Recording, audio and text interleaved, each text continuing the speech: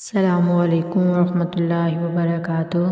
آج کا میرا ٹاپک ہے طلاق کے احکام۔ غصے میں دی جانے والی طلاق کا حکم یہ ہے کہ غصہ اس حد تک ہو کہ عقل جاتی رہے، یعنی آدمی کی حالت پاگلوں والی ہو جائے۔ ایسی حالت میں دی ہوئی طلاق نہ ہوگی، لیکن ایسی حالت ہزاروں کیا لاکھوں میں کسی ایک کی ہوتی ہوگی۔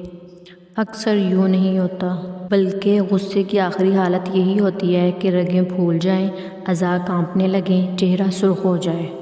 ایسی حالت میں یا اس سے کم غصے میں طلاق دی تو واقع ہو جائے گی، اور آج کل یہی صورتحال ہوتی ہے، اور بعد میں کہتے ہیں کہ ہم نے تو غصے میں طلاق دی تھی۔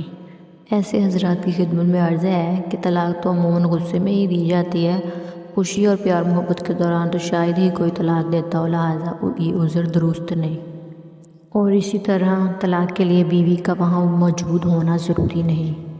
شوہر بیوی کے سامنے طلاق دے یا دیگر رشتہ داروں کے سامنے یا بالکل تنہائی میں، ہر حال میں اگر شوہر نے اتنی آواز میں الفاظ طلاق کہے کہ اس کے کانوں نے سنے، یا کانوں نے شور وغیرہ کی وجہ سے سنے تو نہیں، لیکن آواز اتنی تھی کہ اگر آہستہ سننے کا مرض یا شور وغیرہ نہ ہوتا تو کان سن لیتے، ایسی صورت میں طلاق واقع ہو جائے گی۔ کسی دوسرے کا موجود ہونا یا بیوی کا طلاق کے الفاظ سننا ضروری نہیں۔ اور اگر کسی نے نشے میں طلاق دی تو ہو جائے گی، نشہ خواہ شراب پینے سے ہو یا بھنگ یا کسی اور چیز سے، بہر صورت طلاق ہو جائے گی۔ طلاق کا معاملہ ایسا ہے کہ مذاق میں بھی طلاق واقع ہو جاتی ہے۔ ایک حدیث میں ہے کہ 3 چیزیں ایسی ہیں کہ ان میں سنجیدگی بھی سنجیدگی ہے اور مذاق بھی سنجیدگی: نکاح، طلاق اور طلاق کے بعد رجوع کرنا۔